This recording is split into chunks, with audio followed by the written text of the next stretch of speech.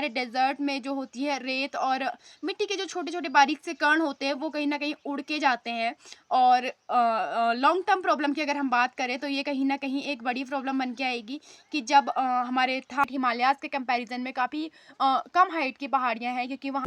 जो कि ग्रेट हिमालयाज़ की तरह ही टेक्टोनिक प्लेट्स के कोल्यूजन से बनी हुई हैं। So guys, according to Indian Supreme Court, जो हमारी अरावली हिल्स की डेफिनेशन होगी वो ये होगी कि जो हमारी अरावली रेंज में जो पहाड़ियाँ हैं उनमें जो 100 मीटर से ऊंचे या फिर 100 मीटर के पहाड़ होंगे उन्हें हम। नमस्कार दोस्तों, मैं रक्षा मिश्रा, स्वागत है आपका मेरे चैनल नॉलेज ऑफ 2025 में। जैसा कि हम वर्तमान समय में देख रहे हैं कि हमारे पूरे देश में एक डिबेट का माहौल बना हुआ है अरावली माउंटेन्स रेंजेस और अरावली के माउंटेन्स को लेकर। तो आज हम इसी टॉपिक पर बात करने वाले हैं। ये डिबेट हमारी तब बहुत ज़्यादा अपने चरम पर पहुंच गई जब हमारे सुप्रीम कोर्ट का एक स्टेटमेंट आता है जिसमें कि हमारी अरावली माउंटेन रेंजेस और अरावली की जो पहाड़ियाँ हैं उनकी एक डेफिनेशन सुप्रीम कोर्ट ने दी। और उसके बाद जो अरावली को बचाने वाले लोग थे उनमें एक मायूसी का माहौल भी छा गया, उन्हें बहुत दुख का भी एक माहौल आ गया, क्योंकि उनकी जो डिमांड्स थी कहीं ना कहीं फुलफिल नहीं हो पाई। उन्हें जो लग रहा था कि अरावली के ऊपर जो खतरा मंडरा रहा है, सुप्रीम कोर्ट से कुछ हेल्प मिलेगी, जो पिटिशन फाइल हुई थी उसका कुछ अच्छा आउटकम मिलने की जगह उन्हें एक और निराशा सी मिली, जिसके जो ये डेफिनेशन है उसमें कुछ हमें ऐसा देखने को मिलता है। तो आज की वीडियो में हम यही सब जानेंगे। सबसे पहले हम अरावली जो माउंटेन रेंज है उसकी हिस्ट्री के बारे में जानेंगे, देन हम उसकी जो ओल्ड डेफिनेशंस हुआ करती थी उसके बारे में जानेंगे, देन हम उसकी जो अभी करंट डेफिनेशन हमारे सुप्रीम कोर्ट ने दी हुई है उसके बारे में जानेंगे, और लास्टली हम जानेंगे कि क्या क्या प्रॉब्लम्स होने वाली हैं अरावली की जो ओल्ड डेफिनेशन और न्यू डेफिनेशंस है इनके बीच में। हम कंपैरिजन भी देखेंगे, कहीं ना कहीं हम ये देखेंगे कि कितना अरावली का कटान हुआ, कि ये आंदोलन हुआ, उसके बाद सुप्रीम कोर्ट में एक पिटीशन गई, और उसके बाद जो भी सब कुछ हुआ अभी के टाइम पे हमें जो देखने को मिल रहा है न्यूज़ वगैरह में और जो भी कुछ है, तो हम सारी चीज़ें एक एक करके डिस्कस करेंगे। सबसे पहला जो हमारा टॉपिक होने वाला है वो अरावली रेंजेस की हिस्ट्री के बारे में जानेंगे। अरावली जो है वो हमारी वर्ल्ड की सबसे ओल्डेस्ट माउंटेन रेंज है, जो कि ग्रेट हिमालयाज़ की तरह ही टेक्टोनिक प्लेट्स के कोल्यूजन से बनी हुई हैं। ये फोल्डिंग माउंटेन रेंजेस हैं। पहले के टाइम में ये बहुत ही लंबे एरियाज़ को कवर करती थी, कहा जाता है कि देहरादून और ये हरिद्वार तक फैली हुई थी। लेकिन आज के टाइम पे हमें जो अरावली का एग्जिस्टेंस मिलता है वो हमें साउथ दिल्ली से लेकर और गुजरात के एंड तक देखने को मिलता है। अरावली की जो माउंटेन रेंजेस हमारी हैं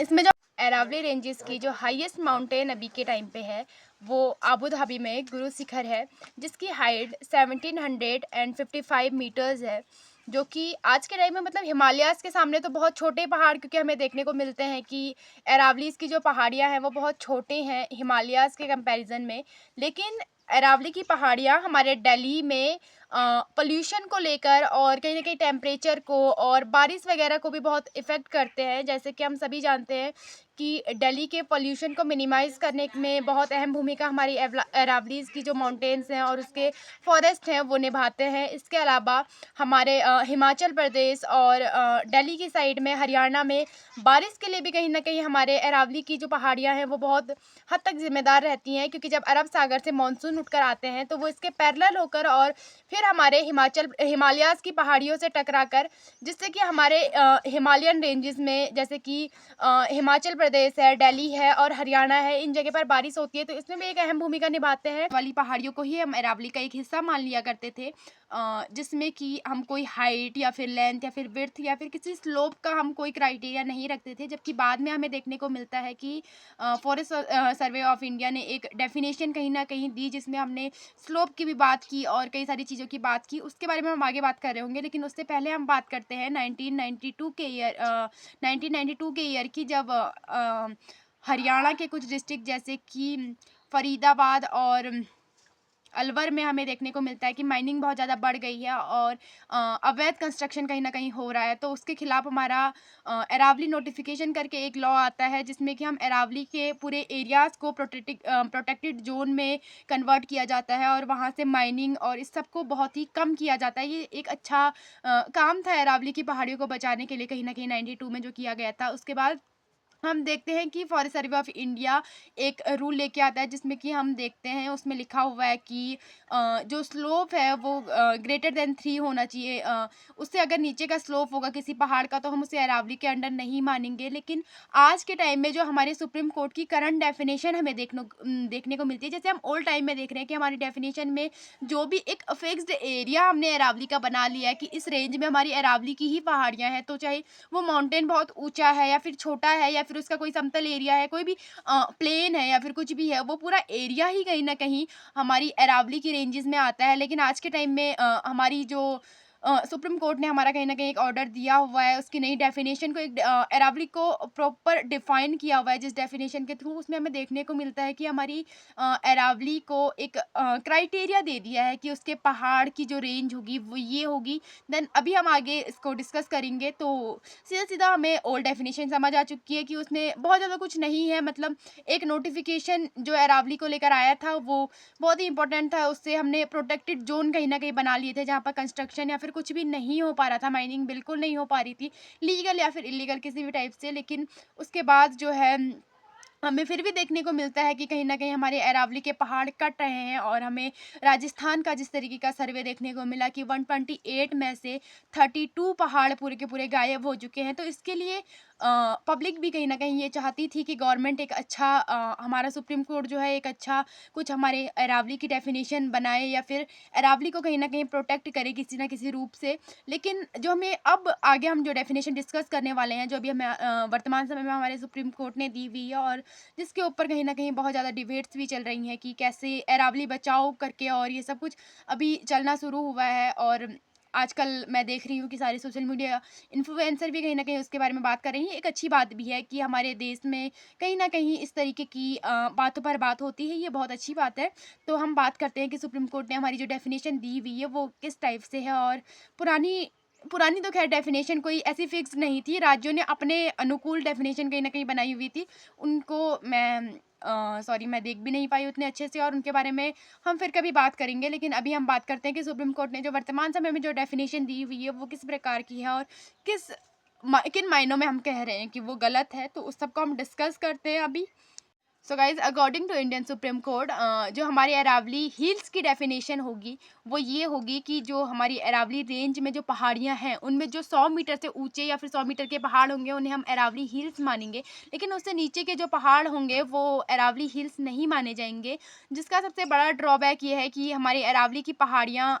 उतनी ऊंची, जैसे हिमालयाज़ की पहाड़ियाँ हम देखते हैं बहुत ऊंची ऊंची पहाड़ियाँ हैं, तो वहाँ पर हम कहीं न कहीं ये क्राइटेरिया फिर भी रखें तो 1 सेकंड के लिए समझ आता है। लेकिन अरावली की पहाड़ियाँ बहुत कम हाइट वाली पहाड़ियाँ हैं, तो वहाँ पे एक समस्या का विषय कहीं न कहीं ये बन चुका है। और इससे अलावा हमारे सुप्रीम कोर्ट ने जो पूरा स्टेटमेंट लिखा हुआ है, उसमें पूरी डेफिनिशन में ये लिखा हुआ है कि लोकल रिलीफ से, जबकि हम आज तक देखते हैं कि हम हमेशा समुद्र तल से कहीं न कहीं माप रहे होते हैं किसी भी हाइट को। हम जब किसी पहाड़ की हाइट को माप रहे होते हैं या फिर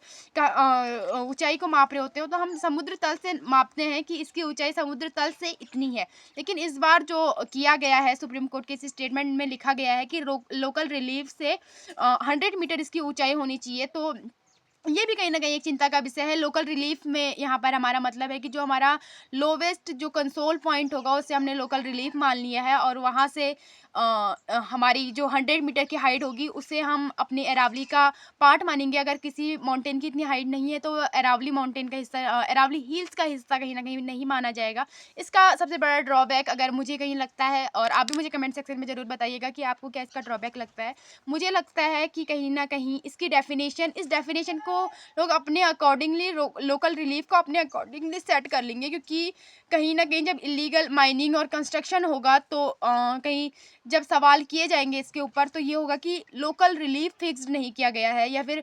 समुद्र तल से अगर इसकी ऊँचाई मापी जाती तो वो फिक्स्ड होता कहीं न कहीं, और लोकल रिलीफ से लोग अपनी सहूलियत के हिसाब से इसको कहीं न कहीं फिक्स कर लेंगे, पहाड़ की हाइट को लोकल रिलीफ को ही चेंज कर लेंगे, कहीं न कहीं मैं ये कहना चाह रही हूँ। तो मुझे ये इसका सबसे बड़ा ड्रॉबैक लगता है। देन हम जानते हैं कि हमारी अरावली जो रेंज है उसकी क्या डेफिनेशन की गई है। तो हमारी अरावली रेंज की डेफिनेशन में हमारे सुप्रीम कोर्ट ने लिखा है कि जो हमारे 2 अरावली माउंटेन्स हैं उनके बीच का कम से कम डिस्टेंस जो है वो 500 मीटर है। अगर तो उसके आस-पास के एरिया को हम अरावली रेंज में लेंगे। अगर ऐसा नहीं है, अर्थात कहने का मतलब ये है कि मेरा एक अरावली माउंटेन यहाँ पर है और एक यहाँ पर है। इन दोनों के बीच में छोटे-छोटे जो पहाड़ है या फिर जो भी एरिया है, वो अभी तक जो है हमारे अरावली रेंज के ही अंदर आता था। लेकिन अब जो हमारी अरावली रेंज की डेफिनेशन फिक्स की गई है, इसमें ये कहा गया है कि अगर इन दोनों पहाड़ों की हाइट 100 मीटर्स है, जो कि मतलब हमारे अरावली हिल्स वाले क्राइटेरिया को फुलफिल करते हैं, देन उसके बाद अगर इनके बीच का डिस्टेंस 500 मीटर है, तो हम इस पूरे एरिया को अरावली के अंदर मानेंगे। लेकिन अगर इन दोनों पहाड़ों के बीच का एरिया 500 मीटर से ज़्यादा है, तो हम इसके बीच के एरिया को अरावली का जो रेंज है उसके अंदर नहीं मानेंगे। मतलब कि ये साफ साफ है कि जो यहाँ पर छोटे पहाड़ हैं और दो पहाड़ों के बीच का डिस्टेंस, क्योंकि हमारे अरावली के जो पहाड़ हैं वहाँ पर हमें देखने को मिलता है कि छोटे छोटे पहाड़ हमारे बहुत ज़्यादा हैं और बड़े पहाड़, ऊंचे पहाड़ बहुत कम है हिमालयस के कंपैरिजन में। तो हम देखेंगे कि कहीं ना कहीं यहाँ पर भी माइनिंग की पॉसिबिलिटीज़ हमारी बहुत ज़्यादा बढ़ जाएंगी, क्योंकि हमारे अगर दो पहाड़ों के बीच का एरिया, आप समझ रहे हो किस तरीके का ये डेफिनेशन कह रही है कि ये हमारा फर्स्ट पहाड़ है एंड देन ये हमारा सेकंड पहाड़ है, और इन दोनों के बीच का डिस्टेंस अगर हमारा 500 मीटर्स नहीं होता, देन ये पूरा एरिया हमारा अरावली का एरिया नहीं है। ये दो पहाड़ अरावली के हिस्से हैं, अरावली रेंज के हिस्से ये दो पहाड़ हैं, लेकिन इसके बीच का जो एरिया है वो कहीं ना कहीं हमारी अरावली रेंज का हिस्सा नहीं माना जाएगा। तो ये एक बहुत बड़ी समस्या का भी विषय है, क्योंकि इसका पूरे जो बाकी का एरिया है, ये दो पहाड़ अरावली के हिस्से हैं और इन दोनों बाकी इस पूरे एरिया की कहीं ना कहीं माइनिंग हो जाएगी और इससे रेंज का जो है कटाव और कंस्ट्रक्शन, क्योंकि ये लीगल, कहीं ना कहीं ये चीज़ें इलीगल नहीं रह जाएंगी। उसके बाद यहाँ पे लीगल कंस्ट्रक्शन और लीगल माइनिंग भी होनी शुरू हो जाएगी। तो ये डेफिनेशन कहीं ना कहीं एक चिंता का विषय बना हुआ है। अभी हमने दोनों डेफिनेशंस को समझा और थोड़ी बहुत जो इसमें प्रॉब्लम्स आने वाली हैं उनको समझा कि किस तरीके से माइनिंग बढ़ेगी और क्या सारी चीज़ें हो सकती हैं, अरावली किस तरीके से कटेगी। गाइज, अभी तक हमने अपनी अरावली की मैक्सिमम पॉइंट्स को कवर कर लिया, जैसे कि अरावली की हिस्ट्री के बारे में जान लिया, अरावली की ओल्ड डेफिनेशन जो भी सुप्रीम कोर्ट ने डेफिनेशन दी है, और उस डेफिनेशन के थोड़े थोड़े प्रॉब्लम्स के बारे में भी हमने जान लिया है कि क्या छोटी छोटी सी प्रॉब्लम्स होंगी। वो तो माइनिंग और कंस्ट्रक्शन की कहीं ना कहीं प्रॉब्लम थी, लेकिन अब जो सबसे मेजर जो प्रॉब्लम आने वाली हैं, लॉन्ग टर्म की जो प्रॉब्लम हम कह सकते हैं इन्हें एक तरीके से, और भी कई सारी चीज़ें हैं, उनके बारे में हम डिस्कस करेंगे। तो सबसे पहली प्रॉब्लम जो होगी वो होगी हमारे थार डेजर्ट का डेजर्टिफिकेशन। जैसा कि हम सभी जानते हैं और हम जानते हैं कि अरावली के वेस्टर्न साइड में हमारा थार डेजर्ट एग्जिस्ट करता है, जो कि इंडिया का सबसे लार्जेस्ट डेजर्ट है। अब होगा क्या कि हमारा डेजर्ट का एक नेचर होता है कि डेजर्ट कहीं ना कहीं अपने आप को फैलाने की कोशिश करता है, रेत जो है वो अपने आप को बढ़ाने की कोशिश करता है। तो अगर हमारा यहाँ पर ये अरावली की पहाड़ियाँ, अरावली की पूरी रेंज ना हो, तो हमारा जो थार डेजर्ट है वो कहीं ना कहीं फैलकर हमारे नॉर्थ के साइड में आना स्टार्ट हो जाएगा, जिससे कि हमें बहुत सारे नुकसान देखने को मिलेंगे ही, क्योंकि डेजर्ट जहाँ पर होता है वहाँ पर हमारी बहुत सारी चीज़ें, मतलब कुछ भी नहीं हो पाता, कह सकते हैं हम कि पानी नहीं हो पाता, हमारा कुछ नहीं हो पाता। दूसरा चीज़ है कि हमें डेजर्टिफिकेशन सबसे बड़ी प्रॉब्लम हम कहीं ना कहीं कहेंगे। दूसरी चीज़ होती है कि हमारे डेजर्ट में जो होती है रेत और मिट्टी के जो छोटे छोटे बारीक से कण होते हैं, वो कहीं ना कहीं उड़ के जाते हैं। और लॉन्ग टर्म प्रॉब्लम की अगर हम बात करें तो ये कहीं ना कहीं एक बड़ी प्रॉब्लम बन के आएगी कि जब हमारे थार डेजर्ट से रेत के कण उड़ के और हमारे हिमालयाज़ में आएंगे और वहाँ पर जो ग्लेशियर्स हैं उनके ऊपर अगर ये चिपकेंगे, एक इनकी लेयर बन जाएगी। तो क्योंकि हमारी बर्फ़ का जो कलर होता है वो वाइट होता है, जिसके कारण हमारे सूर्य के किरणों से वो उतनी पिघल नहीं पाती, लेकिन अगर इसका कलर थोड़ा डार्कर होता जाएगा तो हमें देखने को मिलेगा कि हमारे ग्लेशियर पिघलने फास्ट हो जाएंगे। इसके अलावा दिल्ली की वाटर नीड को भी कहीं ना कहीं हमारा अरावली की जो रेंज है पूरी फुलफिल करने की काम करती है। तो अगर अरावली की पहाड़ियाँ नहीं होंगी तो दिल्ली में वाटर का भी कहीं ना कहीं एक प्रॉब्लम हमें देखने को मिलेगा। इससे अलावा पोल्यूशन भी एक बहुत बड़ा कारण होगा कि डेजर्ट से जब रेत उड़कर आएगी कहीं ना कहीं, तो वो भी पोल्यूशन को बढ़ाने का काम करेगी, एक्यूआई को कहीं ना कहीं बढ़ाने का काम करेगी। इसके अलावा अगर हम मेजर प्रॉब्लम में बात करें तो डेजर्टिफिकेशन एक बड़ी समस्या होने वाली है। लेकिन इससे अलावा मैं एक बात बताऊं तो हमारे जो अरावली की पूरी रेंज है, यहाँ पर हमारे बहुत सारी वाइल्ड लाइफ एग्जिस्ट करती हैं, जिनमें कि हमारे तेंदुए, बाघ, ये सारी चीज़ें, बहुत सारे मतलब जानवर, प्रकार के जानवर हैं। अब होगा क्या, हमने थार अभी तक हमने जो है अपने अरावली रेंज और अरावली हिल्स की डेफिनेशन के बारे में जाना। तो अरावली रेंज की डेफिनेशन में हमने देखा कि हमने फिक्स कर दिया है कि अगर एक अरावली हिल और दूसरे अरावली हिल के बीच का डिस्टेंस 500 मीटर है, तो उसके बीच के एरिया को हम टोटली अरावली रेंज में मानेंगे। लेकिन अगर इसके बीच का डिस्टेंस मान लीजिए 600 मीटर्स है, देन इसके बीच के जो पूरी एरिया है इसे हम अरावली रेंज का हिस्सा नहीं मानेंगे। अब इससे क्या होगा कि जो हमारे जानवर हैं वो कहीं ना कहीं अभी तक पूरे रेंज में कहीं ना कहीं घूम रहे होते हैं और उनका कहीं ना कहीं अपनी जनरेशन्स को बढ़ा रहे होते हैं। तो ये हमें एक बड़ी प्रॉब्लम देखने को मिलेगी कि अगर हमारे रेंज में अगर इस पहाड़ और इस पहाड़ के बीच का डिस्टेंस 600 मीटर है, देन इसके बीच के एरिया में हम कंस्ट्रक्शन आराम से कर पाएंगे, माइनिंग आराम से कर पाएंगे और एक टाइम के बाद ये पहाड़ कट जाएंगे। तो हम वहाँ पर ये समस्या देख रहे होंगे कि हमारे जो है हमारे ये पहाड़ कट गया और ये पहाड़ कट गया, तो इन दोनों पहाड़ों के जानवर कहीं ना कहीं ट्रैवल नहीं कर पाएंगे क्योंकि यहाँ पे बिल्डिंग्स बन जाएंगी। एंड देन हम देखेंगे कि हमारे जो वहाँ पर वाइल्ड लाइफ एग्जिस्ट करती हैं वो कहीं ना कहीं विलुप्ति के कगार पर हमें देखने को मिलेंगी। ये एक बड़ी समस्या हमें देखने वाली है। इससे अलावा कई लोग मानसून्स की अगर बात कर रहे हैं तो मानसून्स में मुझे पर्सनली भी ये लगता है कि अरावली अहम भूमिका निभाती है, लेकिन मतलब कई जगह मैंने देखा कि लोग बता रहे हैं कि उत्तराखंड में मानसून कहीं ना कहीं में बड़े हुए दिखेंगे। उसका मुझे लॉन्ग टर्म में मुझे नहीं आइडिया, लेकिन शॉर्ट टर्म में कोई उतनी बड़ी प्रॉब्लम कुछ दिखाई नहीं देगी क्योंकि उत्तराखंड में जो आती हैं वो इंडो गंगटन साइड से आती हैं। मानसून्स जो हैं वो बंगाल की खाड़ी से उठे हुए मानसून्स उत्तराखंड में ज़्यादा आते हैं, तो इसके लिए मुझे कोई उतना वो नहीं दिखता। लेकिन हाँ, बहुत सारी प्रॉब्लम हमें दिखने वाली हैं। दिल्ली का पोल्यूशन हो गया या फिर दिल्ली में पानी की एक समस्या हमें कहीं ना कहीं दिखने वाली है। और कहीं ना कहीं मुझे पर्सनली भी ये लगता है कि जो माउंटेन की भी एक डेफिनेशन रखना गलत बात है, और उससे अलावा जो एक पूरी रेंज की डेफिनेशन जो डिफ़ाइन किया हुआ है, ये मुझे नहीं समझ आता कि किस प्रकार से डेफिनेशन बनाई गई है, किस क्राइटेरिया को रखकर बनाई गई है। तो अगर आपको कुछ आइडिया है कि अरावली हिल्स की डेफिनेशन और अरावली माउंटेन रेंजेस की पूरी डेफिनेशन को किस बेस पर बनाया गया है, क्योंकि मुझे ये समझ नहीं आया कि 500 मीटर का डिस्टेंस अगर नहीं होगा तो बीच के एरिया को नहीं माना जाएगा, क्योंकि आज से ये माउंटेन रेंजेस में नहीं आता। ये बहुत ओल्डेस्ट माउंटेन रेंज है और हमेशा से हम देखते आ रहे हैं कि ये पूरा हिस्सा कहीं ना कहीं प्रोटेक्टेड जोन में था। और अगर इस डेफिनेशन को पूरी रूप से इम्प्लीमेंट किया जाता है तो इसके हमें प्लस पॉइंट तो मुझे नहीं दिख रहे, लेकिन माइनस पॉइंट हमें बहुत ज़्यादा दिखने वाले हैं। तो आप मुझे कमेंट सेक्शन में ये भी ज़रूर बताइएगा कि आपको क्या लगता है कि डेफिनेशन किस प्रकार से है, क्योंकि मैं थोड़ा इसे समझने में मुझे शायद समस्या हो रही है कि मैं नहीं समझ पा रही हूँ कि किस प्रकार के इंट्यूशन शायद हमारे सुप्रीम कोर्ट के कुछ और हों और मैं इसे कुछ और वे में ले रही हूँ। लेकिन हाँ,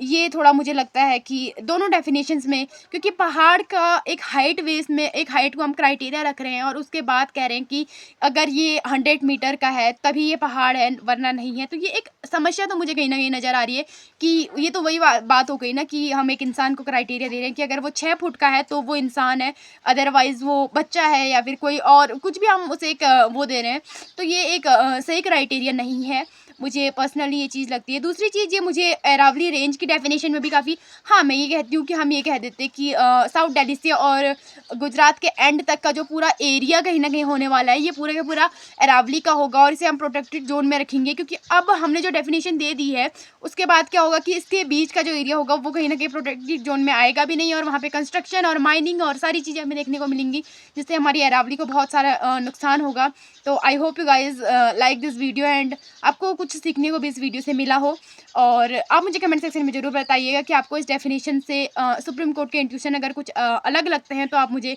बताइएगा। मैं सुप्रीम कोर्ट के इंट्यूशंस को गलत नहीं बता रही, सुप्रीम कोर्ट के इंट्यूशंस ज़रूर सही होंगे, लेकिन शायद मैं उसे समझने में दूसरे वे में ले रही हूँ या फिर कुछ हो सकता है। तो आप मुझे कमेंट सेक्शन में ज़रूर बताइए और आप किस और ऐसे किसी टॉपिक पर अगर वीडियोज़ चाहते हैं तो मुझे वो भी कमेंट सेक्शन में ज़रूर बताइए। सॉरी, आपको वीडियो कैसे लगी आप मुझे ये भी बताना मत भूलिएगा। थैंक यू गाइज, ऐसी मोर इन्फॉर्मेटिव वीडियोस के लिए मेरे चैनल को जरूर से सब्सक्राइब